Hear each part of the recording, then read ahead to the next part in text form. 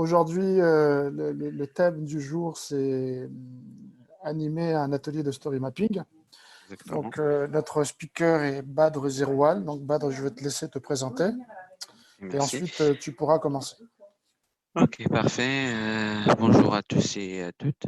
J'espère que vous allez bien, surtout en cette situation singulière. J'espère aussi que vous et vos proches vous portez bien. Je suis Badr Zarwal. Je suis un Scrum Master et facilitateur de l'agilité, actuellement chez Total Direct Energy en tant qu'accompagnateur de mise en place de l'agilité. Voilà. Aujourd'hui, comme Tonton nous a présenté au début, je vais essayer de partager avec vous la façon dont on pourra animer un atelier de story mapping. Donc, c'est ça plutôt l'objectif majeur de cet atelier. Et je vais aller directement droit au but en partageant mon écran. Hop, voilà, l'écran partagé.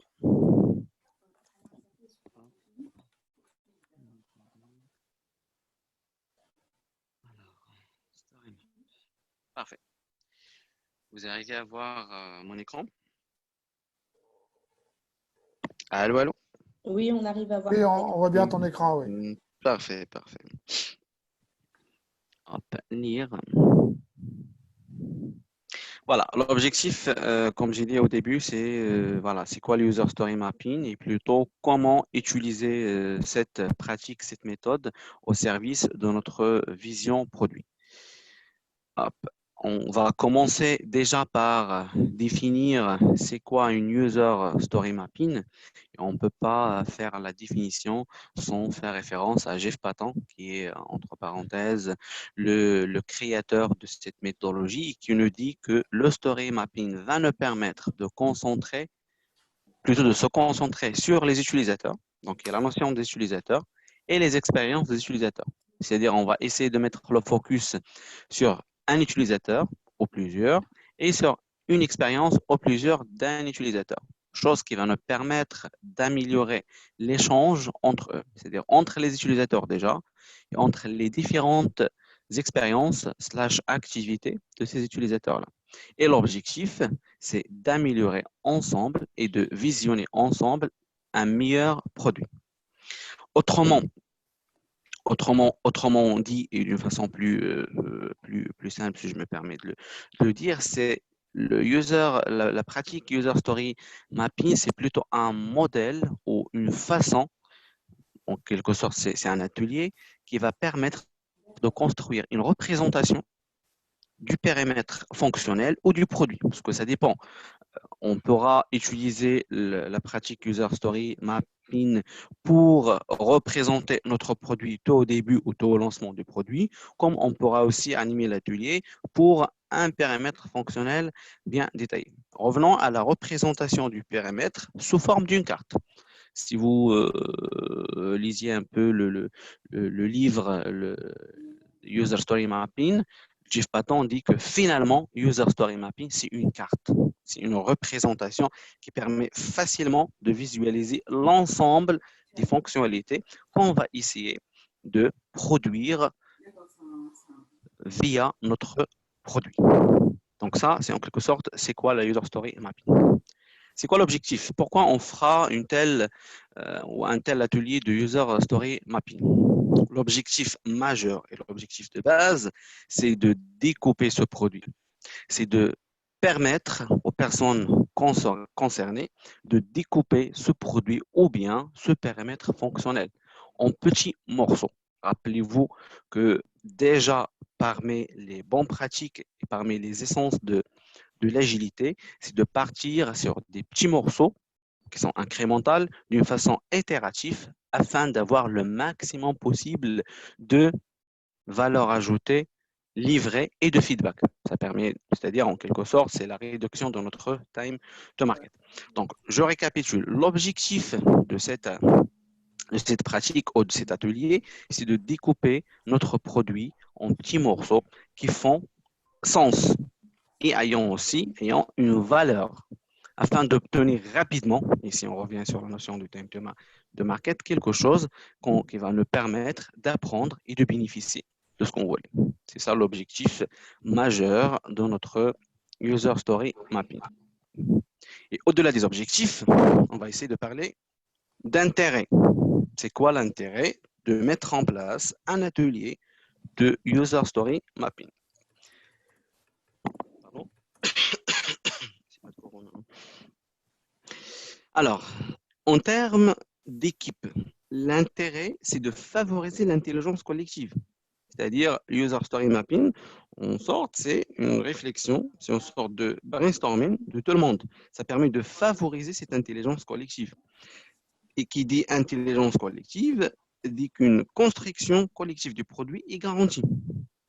C'est-à-dire, on prépare le terrain pour l'intelligence collective de tout le monde afin de garantir une construction collective du produit. Ce que je peux, moi, exprimer pourra être exprimé d'autres façons par d'autres personnes. Et si je loupe un truc, d'autres personnes ne vont pas louper. Donc, on essaie d'avoir un exercice où tout le monde va participer, où tout le monde va donner son avis, finalement, pour arriver à une construction finale collective du produit. En termes de vision, l'atelier User Story Mapping va permettre la mise en avant d'une vision globale qui sera partagée par tout le monde. Ici, on parle d'une vision qui va permettre à tout le monde d'avoir le même niveau d'alignement, c'est-à-dire tous les acteurs et ou les actrices concernés par le produit vont avoir le même niveau d'alignement. Déjà, c'est une représentation graphique qui facilite la visualisation des fonctionnalités. Cette visualisation va permettre à tout le monde d'avoir le même niveau d'alignement et de partager la même vision. Et qui dit partager la même vision, c'est-à-dire se concentrer sur le même objectif final. En plus, l'atelier User Story Mapping va nous permettre de préparer notre plan de la release. On a utilisé l'intelligence collective pour construire un produit. On a partagé la vision globale et on a garanti l'alignement des acteurs. Maintenant, on va faire l'exercice de la priorisation afin de préparer notre plan de la release. Une fois qu'on a fait notre plan de la release, on pourra facilement assurer le suivi par la suite. L'atout ou la valeur majeure aussi de l'user story mapping, c'est que une fois que l'atelier est fait, on a la représentation qu'on va essayer de voir par la suite et qu'on est par tout le monde. Cette représentation, on pourra l'utiliser au début du lancement du périmètre ou du produit et à deux moments pour présenter l'avancement. Ah bah finalement, je suis à l'échelle release 1 où j'ai livré ça et ça et ça et ça. On a convenu ça, bah finalement, il y avait une dépriorisation. Ça permet vraiment d'assurer un suivi, plutôt un bon suivi par la suite. Donc, c'est quoi l'user story mapping? C'est quoi l'objectif et quels sont les intérêts? Et pratiquement parlant, donc on a parcouru un peu les trois éléments majeurs de user story. Pratiquement parlant, comment ça se passe? Au-delà d'expliquer, voilà, c'est quoi l'user story mapping, c'est quoi l'objectif, c'est quoi les intérêts, comment je peux dans la vie réelle, dans la vie d'un facilitateur en tant que coach, en tant que Scrum, en tant que Product Owner, comment je peux animer, comment je peux monter un atelier de User Story Mapping. La clé, c'est de permettre aux personnes concernées de raconter une histoire. Déjà, User Story Mapping se compose de User, qui est l'utilisateur, Story, qui est l'histoire de cet utilisateur, et Mapping, faire les liens entre l'ensemble de ces éléments-là.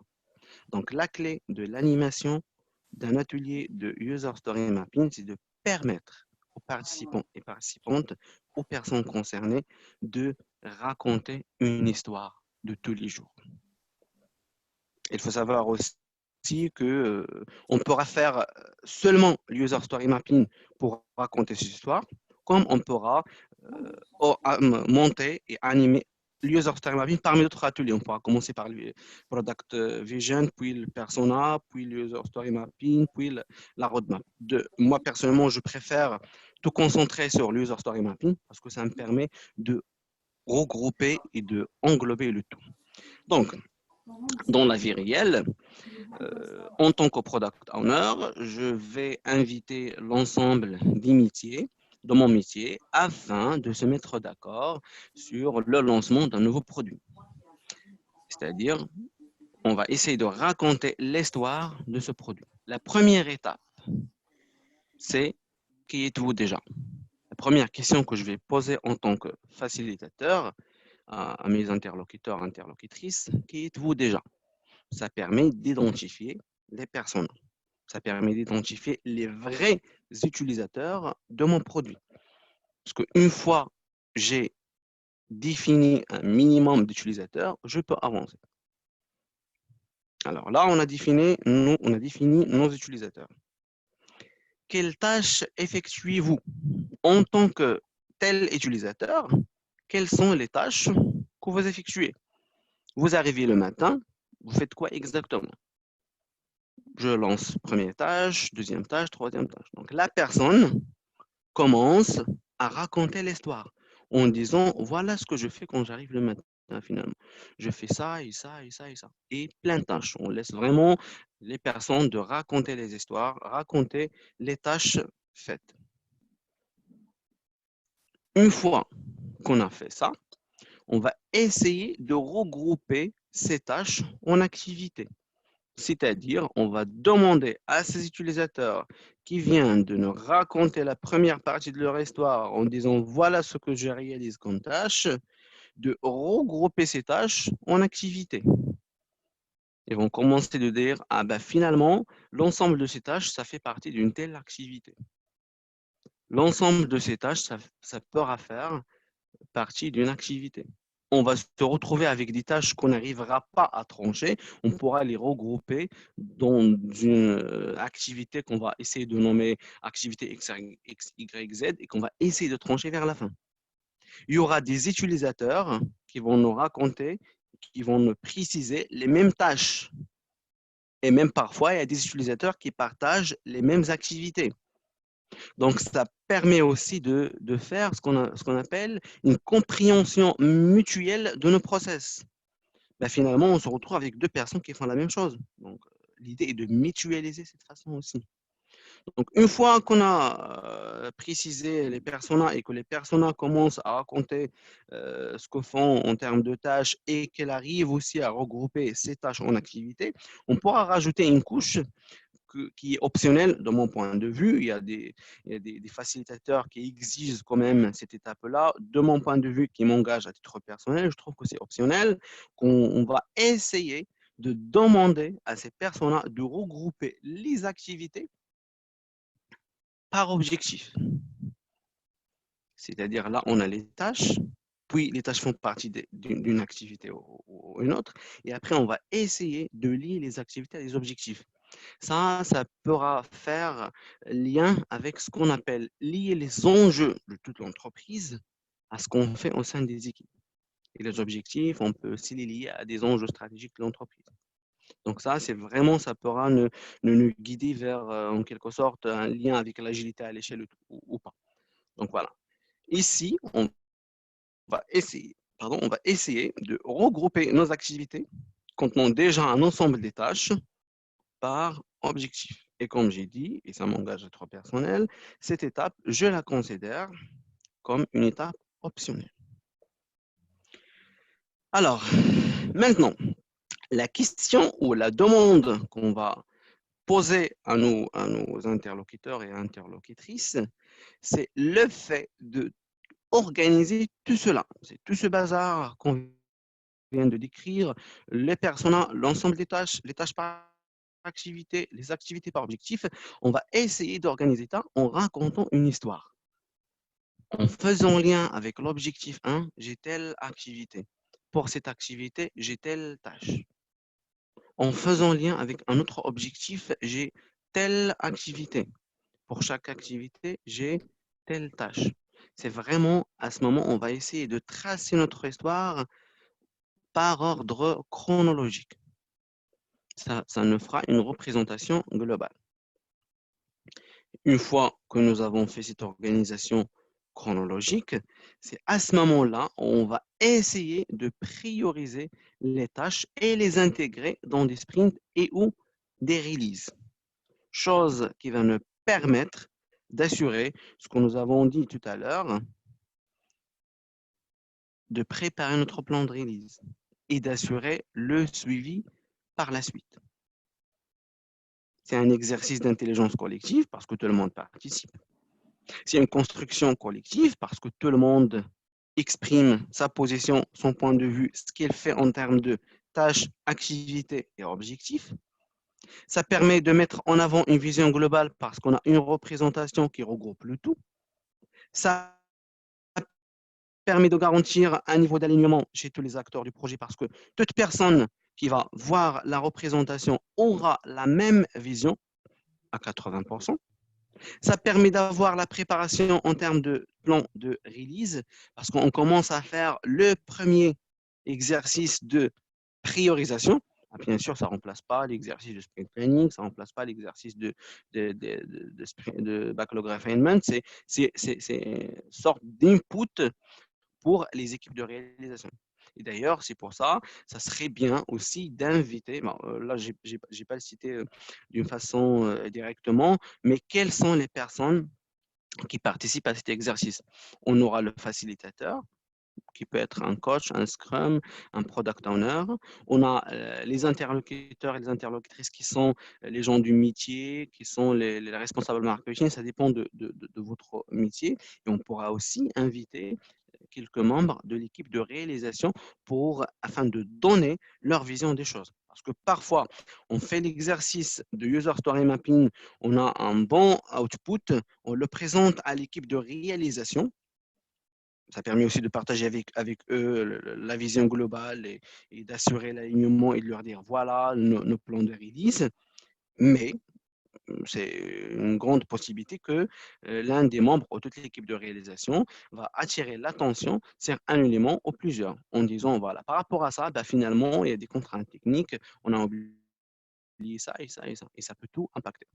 C'est pour ça, de préférence, d'ailleurs, ce que je préconise et ce que je fais, c'est d'inviter de temps en temps ou tout le temps, un ou plusieurs représentants de l'équipe de réalisation afin de donner la valeur technique à ce qu'on fait pour assurer la globalité. On parle ici d'une vision globale. Donc, il ne faut pas négliger aussi la vision technique. Je vais récapituler. Qui êtes-vous? C'est définir les personas. Quelles tâches effectuez-vous afin d'avoir les mini petits morceaux? On va essayer de regrouper ces morceaux en activités. On va essayer de regrouper les activités par objectif. Et comme je dis, c'est une couche optionnelle. On va essayer de raconter l'histoire d'une façon chronologique. Et finalement, on va essayer de prioriser les tâches pour les intégrer dans un sprint et ou dans une release. Et l'output de cet exercice, ça sera l'input de ce que nous allons faire au sein de nos équipes. Est-ce que vous avez des questions jusqu'à présent? Moi, j'ai une question. Oui. Une question, bonjour. Bonjour, je m'appelle Moussa. Alors, moi, je veux savoir, par exemple, ce type d'exercice de workshop dans ce cadre-là, ça s'applique essentiellement pour, en tant que Scrum, Product ou Coach Agile, ou ça peut être aussi sur des postes de consultant de type ServiceNow ou n'importe quoi. C'est largement, on peut agir avec ce type de méthode-là aussi, vu que c'est de l'agilité. J'ai pas entendu la deuxième partie. En tant que consultant? Je disais, en tant que consultant, si tu es consultant ServiceNow ou consultant Salesforce, Oui. tu peux aussi utiliser cette méthode, je suppose. Je te confirme de ma position qui m'engage à être personnel, l'idée du User Story Map, comme décrite par Jeff Patton au début, c'était une carte qui permet à toute équipe, peu importe de l'intention derrière, de partager la même vision.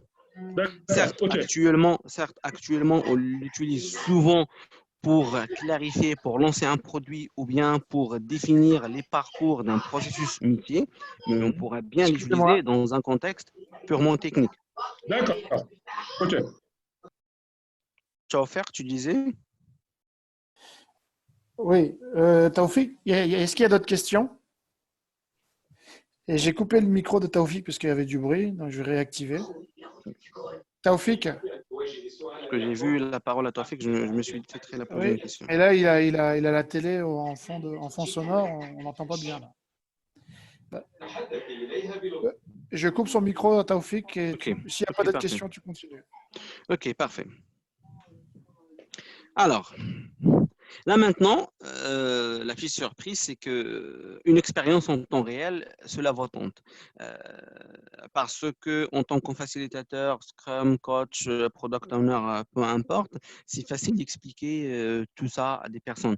Mais ce qui est plus compliqué, c'est vraiment l'animation en temps réel. C'est pour ça, je me suis dit, ce qu'on va essayer de faire, c'est qu'on va partir ensemble sur un cas réel et on va essayer de faire l'exercice de user story mapping.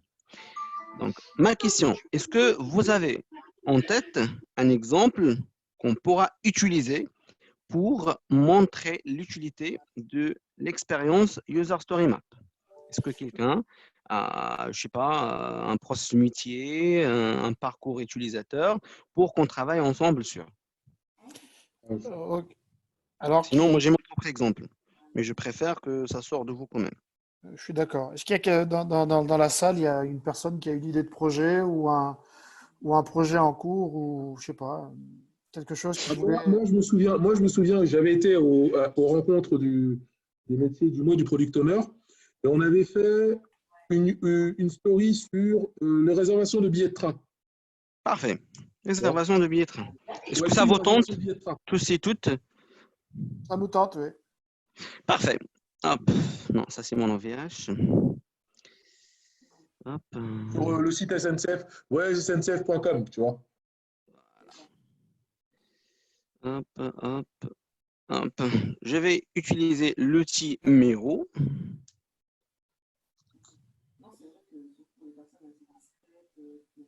Hop, je vais me connecter.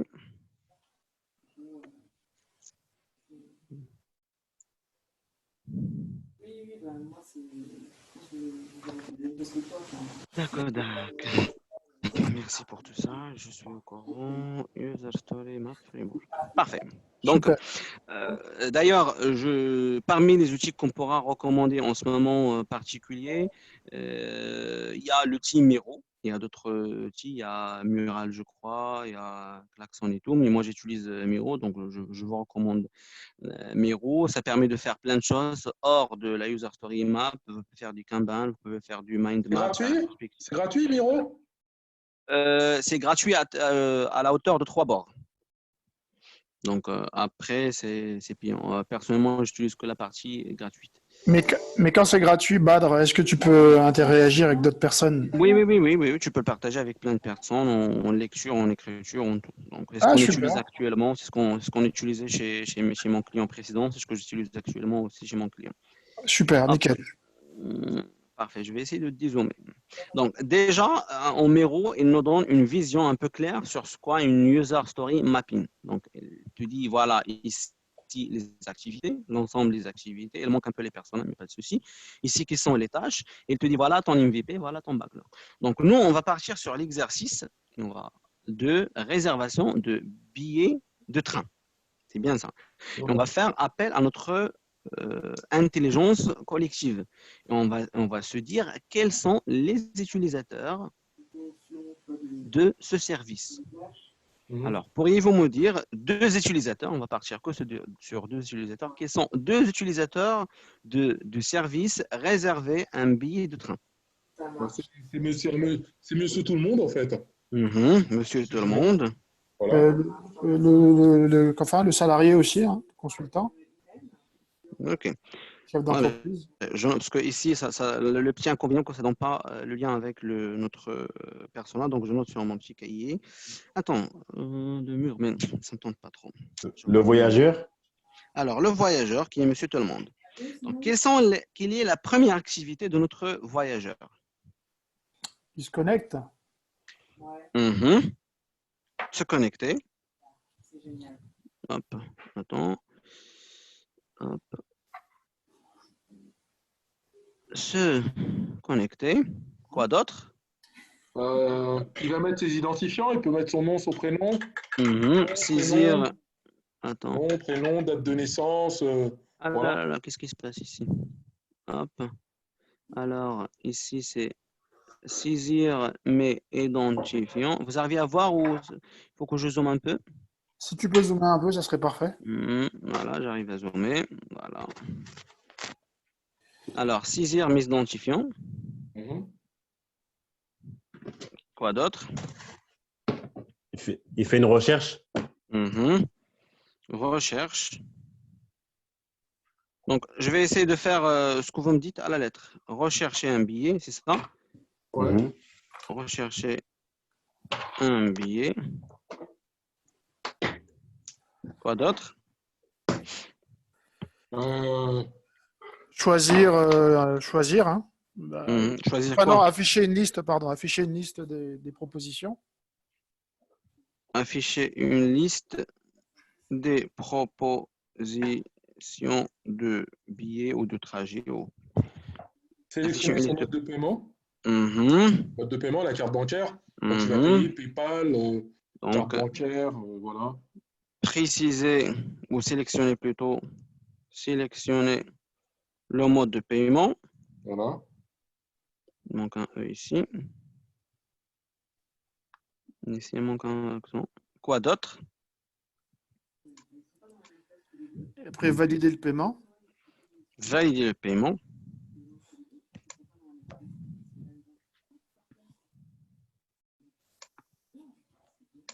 Est-ce qu'à ce stade-là, on arrive à raconter une histoire? Je crois que oui, hein. Oui, on arrive Oui. à raconter une C'est première quoi histoire. l'histoire qu'on raconte? On raconte en fait l'expérience utilisateur. C'est-à-dire que Mhm, je suis utilisateur, je m'appelle Moussa Konaté. Je cherche à mhm, partir en voyage. Je mhm, réserve sur le site de voyagesSNCF.com. mhm, Je fais ma recherche, normal. mhm, Je choisis la destination où je veux aller. À partir mhm. de ça, soit je me connecte avec mes identifiants. Bon, voilà, il y a les informations sur le mode de paiement que j'utilise et compagnie et compagnie. Si ce n'est pas le cas, bah, à ce moment-là, il y a toutes ces informations-là. Et je valide mon paiement pour avoir, bien entendu, mon billet. Tu vois? Parfait. Ah. Est-ce que le fait de saisir mes identifiants est un prérequis pour rechercher mon billet? Pas forcément, non. Pas Non. forcément. À ce Ouais, moment-là, on va déprioriser cette tâche. Par exemple, voilà. rechercher un billet. J'affiche la liste de la priorisation. Est-ce que sélectionner le mode de paiement, c'est un prérequis, par exemple? Bah, Supposons qu'on veut partir sur une solution MVP rapide qui va nous permettre d'atteindre notre objectif et de réduire le temps de market. Est-ce que le fait de proposer plusieurs modes de paiement, c'est un prérequis? oui, oui, oui, bien sûr, je pense. Que pensez-vous les autres? Moi, je dirais non. Pourquoi? Bah, on laisse juste un choix et il vient, il prend ce qu'il y a et on y va, quoi. Ok. Ce genre de question, ça permet vraiment de donner la main, ou plutôt de faire penser à deux choses. Quelle est déjà la stratégie de paiement de toute l'entreprise? Qu'est-ce qu'elle favorise? Lancement d'un nouveau produit. L'entreprise a fait plusieurs analyses, plusieurs questionnaires. Bah, finalement, par exemple, le paiement par carte bancaire, c'est le paiement le plus favorisé par les utilisateurs. Donc, dans un premier temps, pour lancer un produit, on va faire juste le paiement par carte bancaire. On va lancer l'application et par la suite, la deuxième release ou ce qui arrive, on pourra ouvrir le mode de paiement à d'autres façons de faire. Ça peut être ça aussi. Ça peut être non parce qu'on va lancer un produit complet. Donc, c'est deux façons de faire. Ça dépend de la stratégie de l'entreprise. Ça dépend du budget qu'on pourra allouer aussi, si on a plus de développeurs, si on a moins de développeurs. Il y a toutes ces contraintes qu'on essaye de mettre en place. Donc, je vais juste revenir sur l'activité se connecter. Est-ce que tout ça, ça fait partie de l'activité se connecter? Non. Non. Donc, par exemple, ici, on va dire recherche de billets. Recherche de billets. Et ici, on va dire rechercher un billet, afficher la liste des propositions. Et ici, par exemple, on pourra dire paiement. On pourra dire ici sélectionner le mode de paiement et valider mon paiement, par exemple. Et ici, on pourra rajouter l'activité qui s'appelle gestion de compte. Qu'est-ce qui m'arrive? Attends 2 secondes. Désolé. Voilà. il faut que je choisisse ça. Hop. Ici, gestion de compte par exemple. Et effectivement, hop, ici je peux dire que ces armes identifiants sont connectés et ainsi de suite. Alors, d'autres choses. Prendre une assurance. Une assurance, Mhm. parfait. Hop. Alors, prendre une assurance, je vais le mettre ici. Prendre. Alors, qu'est-ce qui m'arrive? Désolé, j'ai un souci avec mon petit Miro. Gérer mes réservations. Comment? Gérer mes réservations. Les billets Gérer que mes je réserve. réservations. Ici, par exemple, alors, prendre une assurance. Gérer mes réservations. Quoi d'autre? Recevoir un mail de confirmation. Recevoir un mail de confirmation. La chose aussi qu'il faut poser à ses interlocuteurs et interlocutrices lorsqu'ils expriment une tâche, de voir est-ce que la tâche est de la bonne maille. Gérer une réservation. Est-ce que c'est une tâche qu'on pourra euh, limiter à un sprint, par exemple? Gérer mes réservations, ça donne l'impression qu'elle est vague. Qu'est-ce qu'on va gérer dans cette réservation? Les Donc, billets par que j'ai exemple, réservés. Bon. est-ce qu'on pourra transférer cette gestion de réservation à un parcours ou bien à une tâche plus large afin d'avoir plus de sous-éléments à cette gestion de réservation? C'est ce genre de questions qu'il faut poser au métier. À chaque tâche, rechercher un billet, c'est quoi rechercher un billet? C'est saisir la destination, saisir d'où je vais, là où je vais, préciser l'heure de départ ou préciser l'heure de l'arrivée. Tout ça, ça rentre dans l'exercice de User Story Map. C'est d'arriver à un niveau de détail unitaire afin de couvrir la globalité du produit, afin de fournir une vision globale. L'objectif, ce n'est pas, il ne faut pas tomber non plus dans la piège de dire que l'objectif est de figer le produit. Non, D'accord. on n'est pas là pour figer le produit. On est là pour faire un lancement de produit, pour couvrir le maximum possible, mais on va laisser aux utilisateurs, lors des feedbacks, de voir la valeur ajoutée livrée par rapport à ce que nous avons fait. Je vais partager avec vous un retour d'expérience très intéressant. Dans un de mes précédents clients, leur pratique, c'est pour chaque lancement de produit, ils font un exercice de user story map, un très bon exercice de user story map, mais il s'arrête à ce niveau-là. C'est bon. Ce qui était décrit à ce stade-là, il est figé. Du tout, on n'en discute plus. Alors, ce n'est pas du tout bien. L'objectif de User Story Map, c'est de permettre à l'ensemble des interlocuteurs et interlocutrices de partager la même vision, de construire cette vision, mais au fur et à mesure, on est toujours en amélioration continue. Ce qui compte pour nous, finalement, ce n'est pas l'élément qu'on a figé, c'est le retour des utilisateurs. Est-ce que ça correspond réellement à leurs besoins ou non? D'ailleurs, c'est pour ça lorsqu'on parle de l'agilité, on parle d'un esprit qui est itératif et incrémental. À chaque itération, on livre un incrément et on essaye de faire de l'inspection, qui est parmi les piliers de Scrum, de faire l'inspection à cet incrémental-là et de l'adapter, c'est nécessaire. Alors, revenons à notre User Story Map. Donc, on a dit que rechercher un billet. Je vais essayer de faire rechercher un billet. Et pour rechercher un billet, je vais, hop, on va dire, saisir les informations de la recherche, saisir les infos de la recherche, afficher la liste de la proposition, peut-être choisir le trajet qui me convient. Une fois que j'ai précisé le trajet qui me convient, directement, je suis sur l'activité de paiement. À ce moment-là, je vais sélectionner le mode de paiement.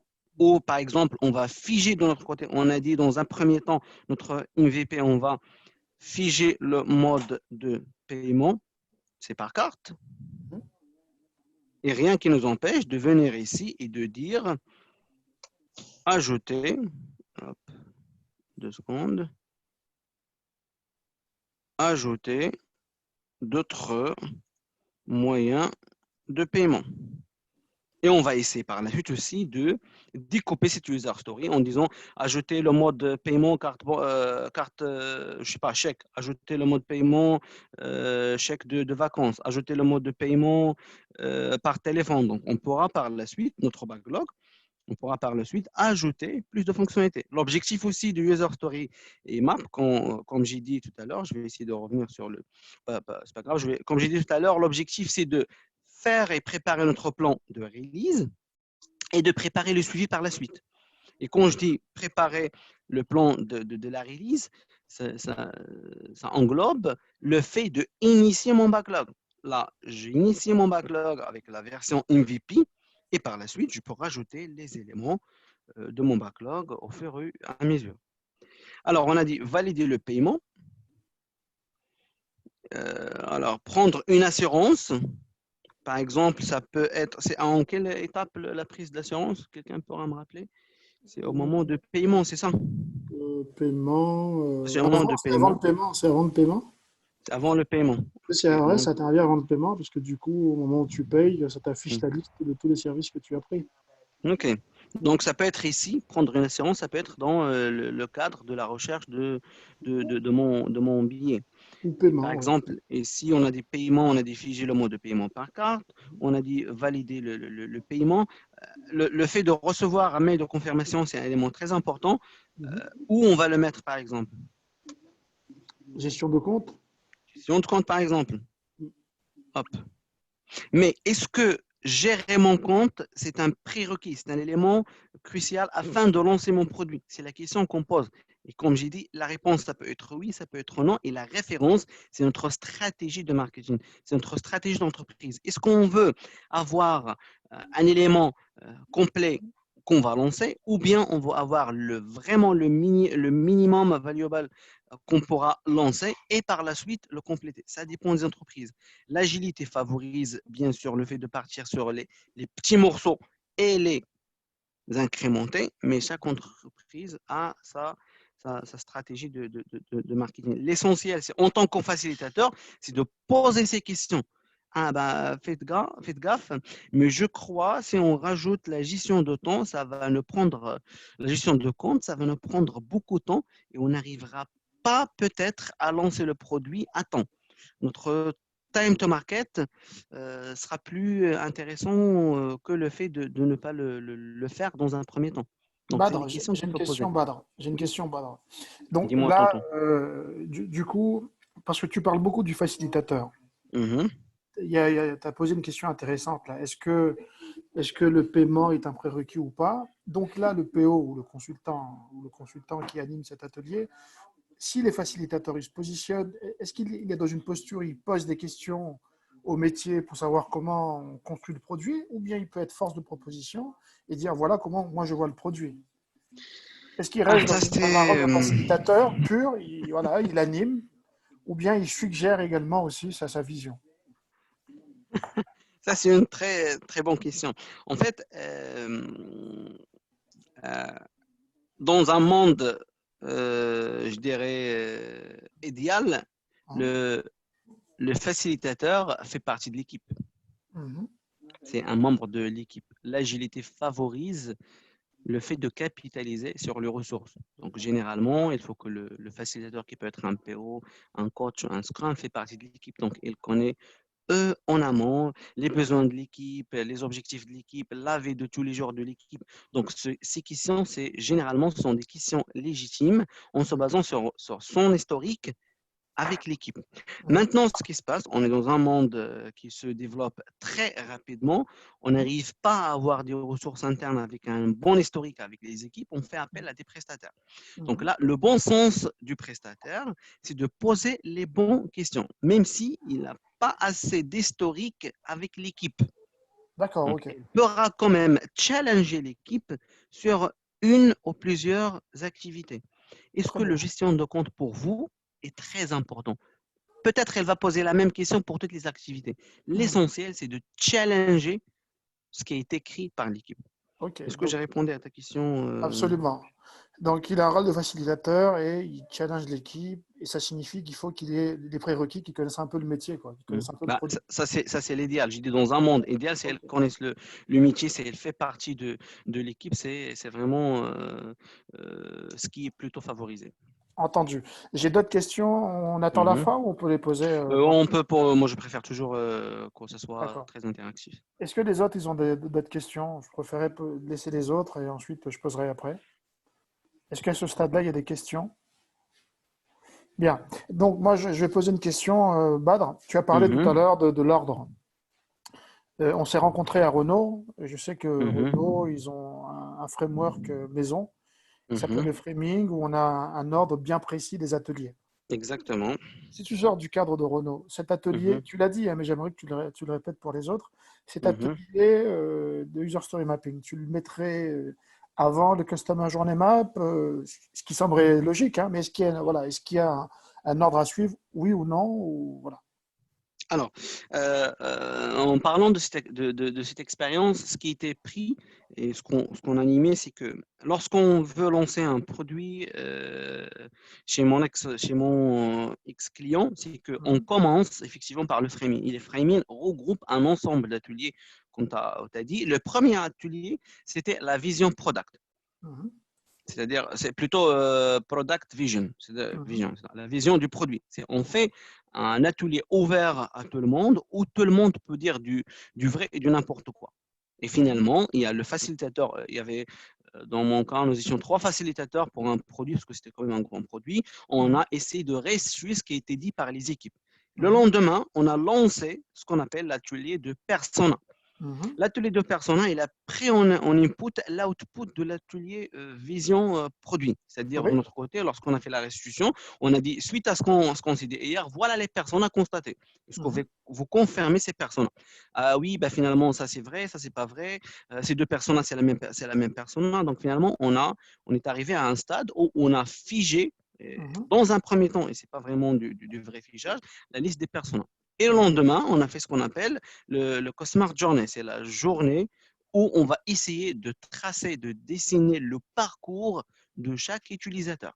Mhm, Et tu vois, et finalement, le 4e jour, on a fait le User Story Mapping.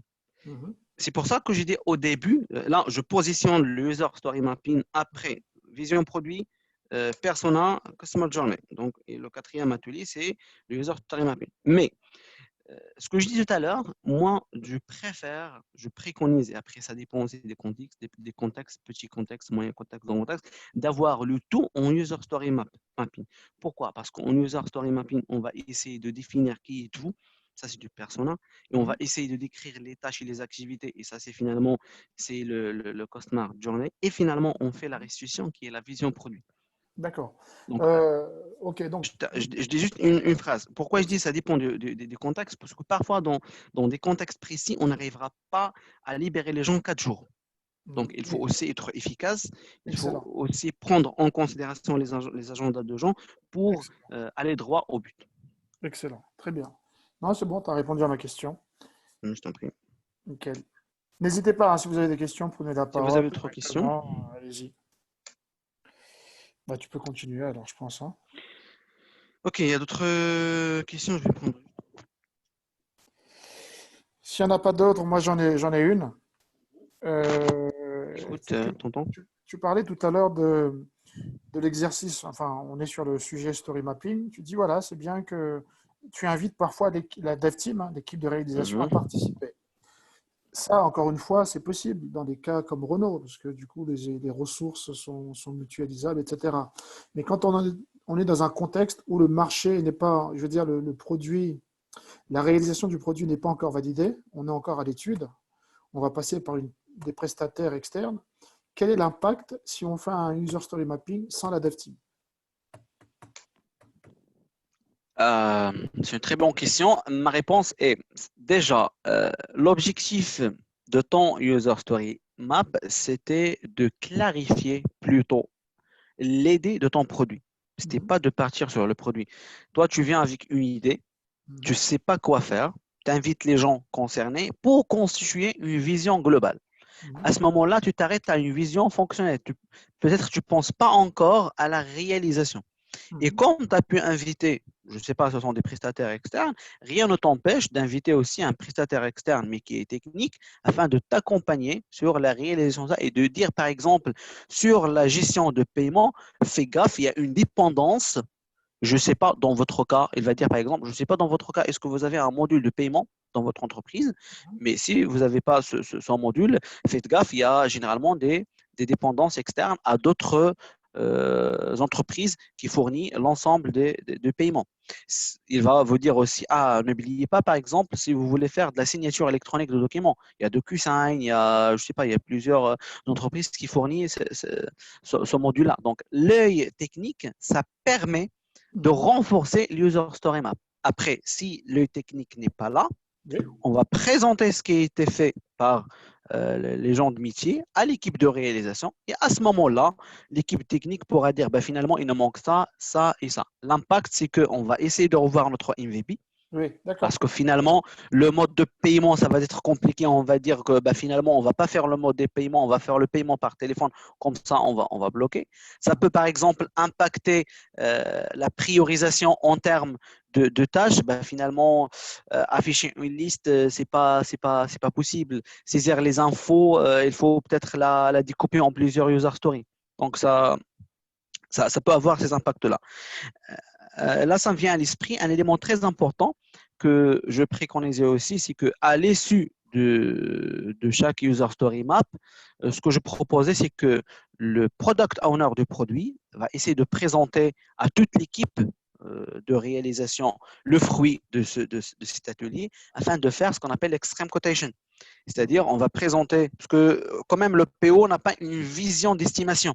Donc, il a besoin d'une macro-estimation. Ce que je préconisais et ce que je propose, et ça m'engage à titre personnel, c'est de faire l'atelier de l'extreme quotation. C'est un atelier, je crois, de 30 à 45 minutes, là où le PO va essayer de présenter le fruit de son user story map à l'équipe de réalisation.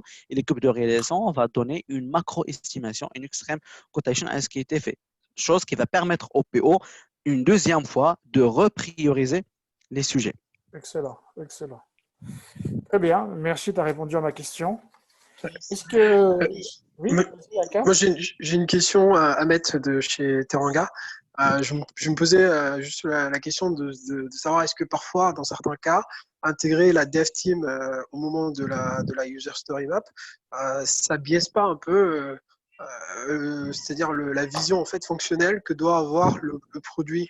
C'est-à-dire que si on intègre par exemple une dev team et qu'à chaque étape ou à chaque proposition en fait fonctionnelle, il y a un no-go qui est remonté, est-ce que finalement ça altère pas la vision du produit, ce que ça aurait pu être dans l'idéal en fait? Parce que je me dis que peut-être l'objectif du user story, in fine, c'est ça en fait, c'est de faire le champ des possibles d'un point de vue fonctionnel et métier. Et après, dans une seconde étape, potentiellement de faire un gap analysis qui va ramener les gens sur Terre peut-être, mais en tout cas, l'étape initiale, c'est vraiment de se dire, on n'a pas de frontières et voici ce qu'on voudrait d'un point de vue client, d'un point de vue parcours client, quoi. Voilà, c'était ça ma question. En fait, pour répondre à ta question, généralement, c'est ce qui est fait. Donc, ce que tu viens de dire, effectivement, c'est ce qui est fait, c'est qu'on essaye de faire un exercice purement métier afin d'avoir la vision globale et par la suite la présenter à l'équipe de réalisation. Parfois, le gap, il est très intéressant. C'est pour cette raison-là qu'on recommande d'avoir un représentant au plusieurs de dev team. Bien sûr, ce n'est pas toute la dev team et qui sont là en mode observateur, en mode œil critique pour donner quelques compléments techniques. Donc, si c'est nécessaire, quelques compléments techniques. Aussi, il faut dire que ça dépend de la maturité des équipes. Il y a des équipes techniques qui ont une très bonne connaissance fonctionnelle.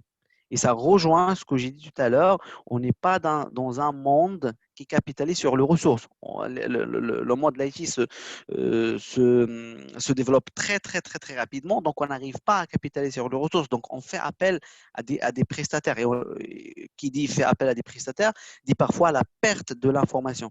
C'est pour ça, de temps en temps, il ne faut pas oublier le fait de embarquer ces équipes techniques afin de donner cette information. Et ça dépend aussi, comme j'ai dit, de la maturité des équipes. Mais oui, on pourra faire deux user stories, le premier avec les équipes métiers et par la suite le présenter aux équipes de réalisation. Et s'il y a un gap, le product owner va essayer de prioriser en prenant en considération ce gap. Très bien, merci. Je t'en prie. Merci Yaka. Très bien. Badr, est-ce qu'il y a des choses sur lesquelles tu aimerais clôturer sur ta présentation ou pas sur Alors, question ouverte? oui, l'exercice de user story map, c'est un très bon exercice, mais rappelez-vous que ce n'est qu'un input pour le reste. Lorsqu'on fait un exercice de user story map, c'est pour avoir une vision, pour avoir une représentation. Jeff Patton dit que c'est une carte. C'est une carte qui permet à toute personne de visualiser rapidement l'ensemble des activités, l'ensemble des tâches, notre plan de release. Donc, vous faites le user story map avec les personnes concernées. Vous avez un output. L'output, c'est l'input de vos équipes. Et à chaque fois, il faut faire de l'inspection. Il faut à chaque fois inspecter ce que nous avons fait. Est-ce que ça correspond à ce que nos clients, nos key users attendent vers la fin ou non? Si ça correspond, on avance. Si ça ne correspond pas, on essaie d'améliorer. C'est ça la notion de l'amélioration continue. N'oubliez pas aussi qu'en faisant l'exercice de user story map, il faut challenger les métiers. Il faut poser des questions parce que les métiers, et c'est tout à fait légitime, ils vont essayer de tout embarquer d'un coup. C'est tout à fait légitime. C'est leur objectif aussi. C'est pour ça qu'il faut les challenger sur la priorité des choses. Est-ce que c'est vraiment nécessaire si on fait ça? Si on ne fait pas ça, qu'est-ce qu'on va perdre? Il faut peut-être inverser les choses. Si on ne fait pas cette fonctionnalité, qu'est-ce qu'on va perdre? Parce que qu'est-ce qu'on va gagner? On va toujours trouver. Mais qu'est-ce qu'on va perdre? C'est ça qui va vous permettre de trouver l'élément pour la priorité. Et n'oubliez pas que c'est de l'intelligence collective. Le facilitateur, elle n'est pas là pour commander ou contrôler. Elle est là pour faciliter l'atelier. Il a toute la légitimité aussi de challenger les gens, comme les gens, ils ont la légitimité de challenger sa façon de faire. Je crois que c'est tout ce que je peux dire pour clôturer notre session. J'espère que ça a répondu à vos questions et je reste disponible même après la séance si vous avez des questions ou quoi que ce soit. Excellent. Donc, n'hésitez pas après ce live d'aller poser vos questions sur les pages Facebook et LinkedIn. Si vous en avez, vous pouvez les poser directement à Badr. J'aimerais, pour les 5 minutes qui restent, faire un peu de partage. Donc, il y a des personnes qui sont connectées à ce live. Est-ce qu'il y avait des raisons particulières? Vous êtes sur des ateliers de story mapping? Vous allez animer bientôt des ateliers? Ou est-ce que c'est par curiosité? Ou est-ce qu'il y a des gens qui ont vécu des ateliers story mapping? Est-ce qu'il est possible de profiter des 5 minutes qui restent à faire un peu de partage d'expérience? Qui veut bien prendre la parole pour parler un peu de partage d'expérience? Abdoulaye, Lexim, enfin, Ginette est là? Ginette, oui, je suis là. Ben, Ginette, je sors d'un atelier de story mapping là. alors raconte-nous un peu comment ça se passe, la distance, les outils. Raconte-nous un peu ton expérience. Donc c'était une première pour moi de faire un atelier de story mapping à distance comme ça. Excellent. Donc j'ai un petit peu paniqué, mais au final j'ai animé ça d'une manière très très simple. J'ai commencé par les faire réfléchir. En fait, il s'agit d'implémenter une fonctionnalité pour gérer des notes de frais au fait pour mon client. Donc j'ai commencé par les faire réfléchir par petits groupes sur chacun des personas. Il y a trois personas principaux. Hein. Donc, j'ai fait des petits groupes de deux personnes de réflexion. J'ai juste envoyé des invitations Teams par groupe de deux, au fait, pour qu'ils puissent converser par groupe de deux pour remplir chaque groupe de deux une slide de persona. Ensuite, on s'est retrouvés 15 minutes après sur un canal de réunion commun pour échanger sur chacun des personas, compléter, bien comprendre. Donc, le persona, l'objectif, c'est de bien comprendre les besoins des utilisateurs, voir où sont les pain points, les points de douleur, les frustrations, et voir comment est-ce que dans la conception du produit, on va pouvoir apporter des solutions pour lever ces pain points. Donc, identification des pain points, et on a commencé à définir quelques solutions. Ensuite, on est passé sur la cartographie globale des besoins de tout le processus qui intègre tous les personas. Une fois qu'on a fait cet exercice de persona, je trouve ça va plus vite au fait après de faire la cartographie globale des besoins. Si tu me permets, Ginette, j'ai une question. Ouais. Quel conseil tu donnes à un PO qui va animer un story map pour la première fois et il a 3 personas? Donc, tu fais quoi? Tu fais un story map par persona ou tu intègres tes 3 personas dans un seul story map? Je pose la question à Ginette, à Badr et à d'autres coachs agiles qui sont en ligne. Quels sont vos tips quand on a 3 personas et un story map? On fait 3 story maps différents? Dites-moi. Non, en fait, moi ce que j'ai vu qu'il y avait plusieurs mois quand j'ai commencé, j'ai vu comment les autres faisaient les personas. Moi, j'utilise la pratique là, qu'il y a dans le bouquin là, de Jeff Patton. Je fais un story map global avec tous les personas. Et pour s'y retrouver, je mets des codes couleurs. Un persona A, je mets un code couleur jaune et toutes ces actions seront jaunes. Excellent. Voilà, seront jaunes dans la story map, de manière à bien voir vraiment l'interaction de tous les personnages dans le parcours et qui fait quoi dans le parcours avec un code couleur. Moi, j'aime bien tout représenter, tous les personnages en même temps, dans tout le processus, sur un story map global. Excellent. Je me permets aussi de compléter et de dire que, en fait, ça dépend parfois de la taille du parcours qu'on va essayer de travailler. Lorsqu'on est dans un contexte où le parcours, ou plutôt la fonctionnalité, le périmètre fonctionnel ou le produit est de taille petite, on pourra se permettre de tout faire à la fois. Parfois, ce qui est préconisé et ce qui est proposé, c'est lorsqu'on fait l'exercice pour les personas, on va essayer de faire un user story map par persona. L'inconvénient, c'est parfois si on fait cette configuration, c'est qu'on n'arrivera pas à visualiser si rapidement les interactions entre différentes personnes, ce qui a été dit par Jeannette tout à l'heure. L'autre chose aussi que je veux bien rajouter, c'est que lorsqu'on fait l'exercice… Omar, tu peux… Omar, tu peux couper le micro, Omar? On t'entend tes discussions intimes. Je disais… j'ai oublié là. Ah oui, je voulais dire que lorsqu'on fait l'exercice dans sa globalité, ça nous permet de voir à tous les niveaux ce qu'on veut faire. C'est ça l'avantage. Mais parfois, si c'est compliqué, on pourra découper ça et rien qui va nous empêcher à faire une restitution globale de toutes les user story maps de tous les personnages qu'on a travaillé. Excellent. Merci pour ce retour. Et Ginette, on te laisse conclure sur ton expérience de story map que tu as réalisé aujourd'hui. Moi, quel outil, par exemple? Tu as utilisé Miro, finalement, Mural? Au final, j'ai utilisé Teams pour le vocal et pour faire mes petits groupes là, de discussion pour compléter les personas, et Miro pour la story map.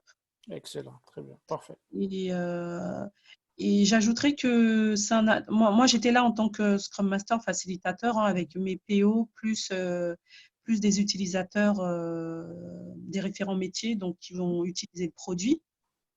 J'ajouterais que c'est vraiment un atelier indispensable à réaliser quand on débute une réflexion sur la conception d'un produit. Il faut vraiment, tu vois, là pour la réunion, j'ai vraiment insisté pour qu'on ait des référents métiers, des personnes, des futurs utilisateurs du produit. Parce que des fois, le client, il a tendance à dire oui, mais les PO, ils sauront, ils peuvent faire le story mapping. On n'a pas besoin d'aller déranger Pierre-Paul Jacques. Et moi, j'insiste en disant les PO, ils ont peut-être une idée de ce qu'il faut faire, mais c'est bien d'aller à la source des personnes qui vont utiliser le produit. Donc, moi, à chaque fois, j'insiste vraiment pour avoir des utilisateurs des futurs utilisateurs à cet atelier. D'accord. Dernière question, et après, je promis, je vous laisse tranquille. Toi, cet atelier, c'était le premier atelier de la réflexion sur le produit, ou Tout à fait. ça arrivait à la suite de plusieurs ateliers que tu as fait auparavant? Non, non, c'est le premier. Là, le prochain, on attaque une prochaine release, là. Le développement, les développements d'une future release. Ok. Et l'objectif de cette release, c'est de mettre à disposition des utilisateurs cette fonctionnalité-là de gestion des D'accord. notes de frais. Et Super, donc, ok. premier atelier, c'est on se réunit et Ok, on très bien. essaie de comprendre, voilà, c'est du design thinking, hein. Oui, bien C'est sûr, oui. Exactement, ouais. Exactement, comprendre le besoin de nos utilisateurs. Mhm. Voilà. Avant de se lancer dans du dev, voilà, on se pose, on essaie de comprendre et on observe. Excellent. Ce que j'ai bien aimé aussi dans ta présentation de Badr, qui était intéressant, c'est de dire que le story map peut être une solution synthèse de tous les ateliers, Customer Journey Map. Exactement. Voilà, si on peut tout faire ça pendant une journée ou 2 jours, c'est bien parce que mon expérience chez Renault, je trouvais que ça faisait un peu trop saucisson. On avait plusieurs ateliers qui se succédaient. Parfois, il y avait des redites dans des ateliers. Ce n'était pas forcément évident. Et donc, je trouve ça pas mal, cette vision-là. Nous avons terminé. Est-ce que les autres Est-ce que tu personnes peux ont des poser une questions? dernière question à Badr? Oui, oui, bien sûr. Oui, Badr. En fait, moi, j'ai beaucoup de mal à voir la différence entre un Customer Journey Map. J'ai rejoint la réunion vers la fin parce que j'étais en train de faire mon atelier. Peut-être que tu l'as déjà dit, mais j'ai beaucoup de mal à voir en fait la différence entre un Customer Journey Map et un Story Map. En fait, Très c'est bonne très question. similaire. C'est une très bonne question dans le sens où, de mon point de vue, on a découpé le vrai user story map pour dire qu'on va faire un customer journey dans un premier partie. On va essayer de parcourir, plutôt de décrire le parcours des utilisateurs. Et lors de l'exercice de user story map, on va essayer d'initier le backlog, de faire le découpage pour arriver à ce qu'on appelle la user story, qui respecte un peu notre definition of ready, qui sont invest. Et on va essayer de faire notre plan de release. C'est la différence que je vois et qui m'engage à titre personnel. J'ai animé des Customer Journey, on a fait les parcours des utilisateurs et par la suite, j'ai animé le User Story Map. On a pris ce qu'on a fait hier et ce que nous avons fait, c'est qu'on a fait le bon découpage. On a assuré que ce qu'on a décrit, ça correspond à des vrais User Stories et finalement, on a priorisé en prenant en considération l'output de l'extreme quotation faite par l'équipe de réalisation et on a fait notre MVP, notre première release, deuxième release, troisième release. D'accord, oui. Au fait, le Customer Journey Map, c'est vision macro du parcours Exactement. client. Oui, Et on peut ensuite, dire comme ça.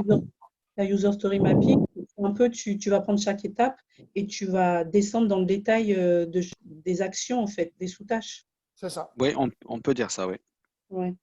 OK.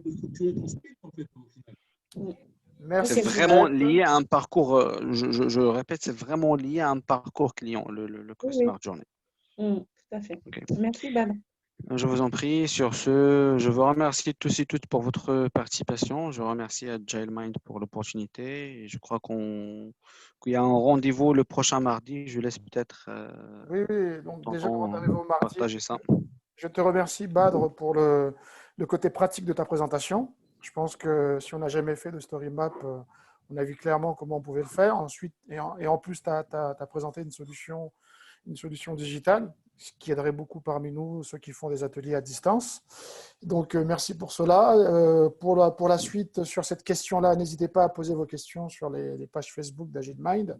Et effectivement, merci Badr de me donner le relais. Donc, mardi prochain, mardi 20, c'est ça? Ou 21? 21, je crois. 21 avril, entre 12h et 13h, on aura un atelier sur Kanban animé par un coach agile qui travaille chez Accor. Donc, l'idée, c'est de présenter Kanban comme un outil qui peut être utile à toutes les entreprises, y compris les entreprises non numériques.